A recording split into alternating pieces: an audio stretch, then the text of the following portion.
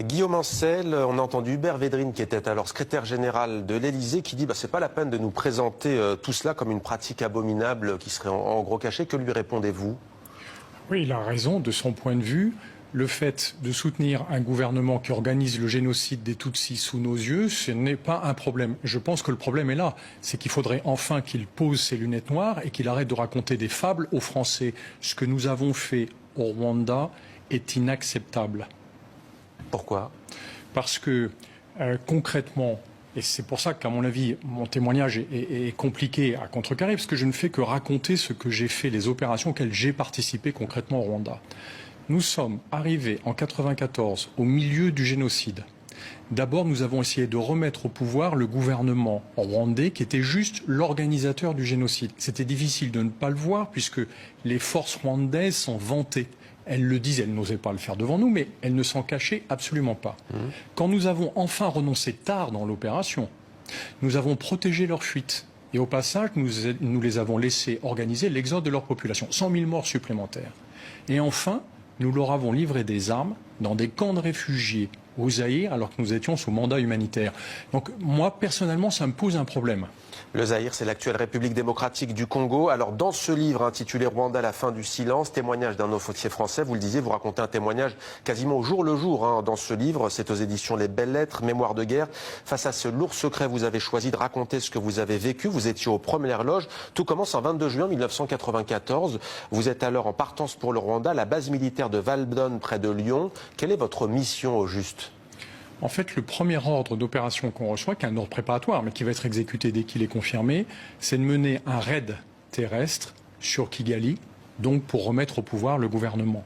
C'est pour ça que tout ce qu'on a raconté autour, le camouflage humanitaire, pardon, mais c'est une fable. Remettre en place le gouvernement du président assassiné Habyarimana. Tout à fait. Mais c'est ce gouvernement qui organisait le génocide. C'est pour ça que quand le président Sarkozy, tout à l'heure, parlait d'une grave erreur d'appréciation, je pense qu'on est encore dans l'euphémisme. Ça n'est pas de l'aveuglement, c'est de la cécité intellectuelle qui nous a frappés collectivement.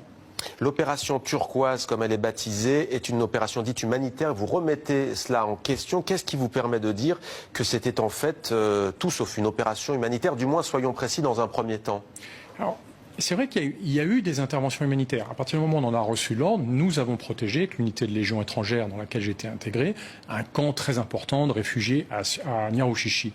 Mais avant ça, on a tout fait pour aider les forces du gouvernement rwandais, qui, encore une fois, étaient les génocidaires. Et c'est là où on s'est complètement trompé. On l'a vu, on a essayé de détourner notre regard.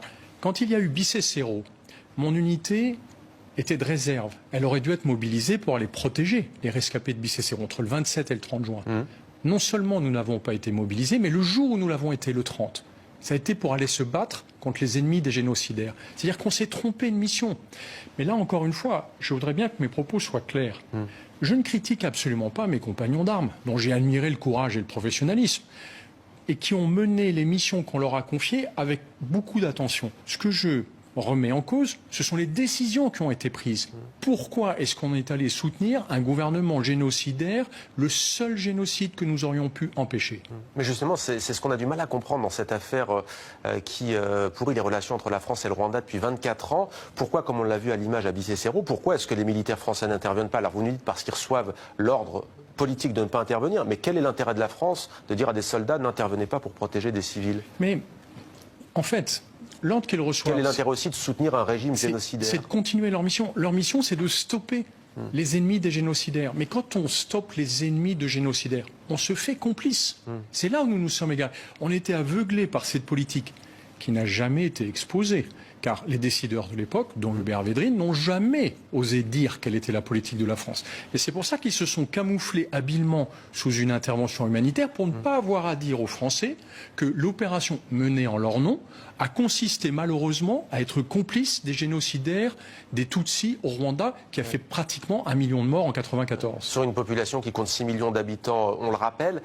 Paul Kagame, aujourd'hui président de la République rwandaise, était à la tête de groupes belligérants qui affrontaient les génocidaires. Quelles étaient les consignes politiques que vous receviez? Quelle attitude deviez-vous avoir face aux forces de Kagame à l'époque, qui n'étaient pas président mais miliciens? D'une totale ambiguïté, puisque officiellement on affichait une neutralité dans cette opération, alors qu'on est rentré à côté d'une des factions. Et en plus, cette faction, c'était les génocidaires. Donc, si vous voulez, notre neutralité, elle n'était que pour l'affichage. Dans la réalité, on s'est rendu complètement complice de ces forces qui, encore une fois, commettaient le génocide sous nos yeux. C'est-à-dire que même si on se bouchait les oreilles, on ne pouvait pas ne pas entendre les victimes. Et ce qui est inouï, c'est que 24 ans après, on continue à parler d'une opération humanitaire, alors qu'on explique aux Français pourquoi les archives sont toujours bouclées. Si c'était une intervention humanitaire, on devrait s'en vanter. Vous demandez la levée aujourd'hui totale du secret défense.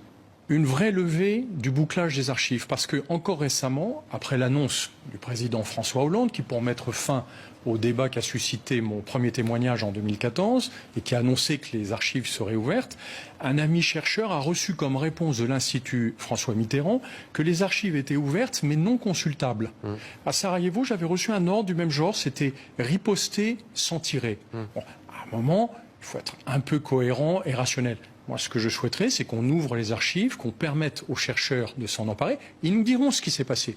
Alors vous, comme à Sarajevo, en Bosnie, vous aviez le même rôle, c'était de guider au sol les frappes aériennes. Vous racontez un 26 juin 1994, à l'aéroport de Goma, au Zaïre, en RDC, un officier d'état-major nous rend visite sur notre campement de Fortine. J'aimerais l'interroger sur la suite de la mission, puisque nous étions censés arriver par surprise pour mener une action offensive, mais il me répond, il vous répond pas, et se contente de récupérer avec d'inhabituelles précautions l'ordre préparatoire reçu à Nîmes, et là il va déchirer des documents. Oui, il va les détruire. C'est-à-dire que normalement, en opération, quand on passe un ordre suivant, on s'occupe tout seul de brûler ou de détruire l'ordre qu'on a reçu. Et là, ça m'a beaucoup intrigué. On vient d'arriver, on a reçu cet ordre à Nîmes, et en fait, cet officier, manifestement, est là pour effacer cet ordre. Pourquoi? Parce que je pense qu'il y a eu en permanence une discussion au plus haut niveau de l'État entre un clan plutôt de faucons qui voulaient continuer le combat et qui refusaient de voir ce que pourtant même la DGSE leur avait dit, c'est que ceux qu'on soutenait étaient des génocidaires.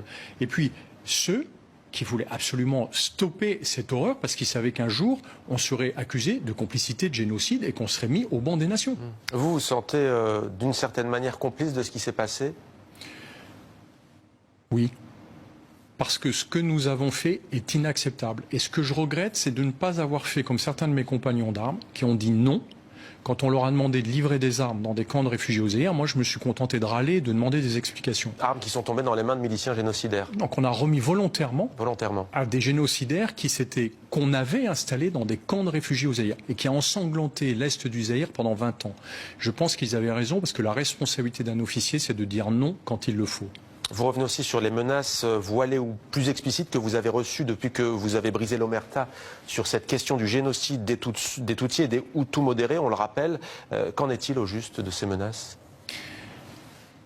On a beaucoup dépensé d'énergie à me convaincre de ne surtout pas témoigner, comme si on souhaitait que ce silence devienne amnésie. Je ne pense pas que cette culture du silence protège les militaires. Moi, j'invite mes anciens compagnons d'armes à raconter la réalité de ce qui s'est passé, exactement comme le font les anglo-saxons.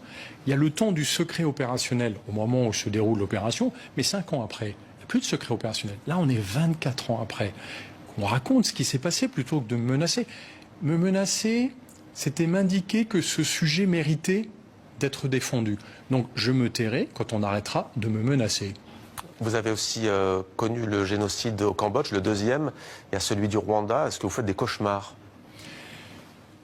Vous savez, j'ai passé que 50 jours en opération au Rwanda. Pendant 25 ans, je me suis questionné.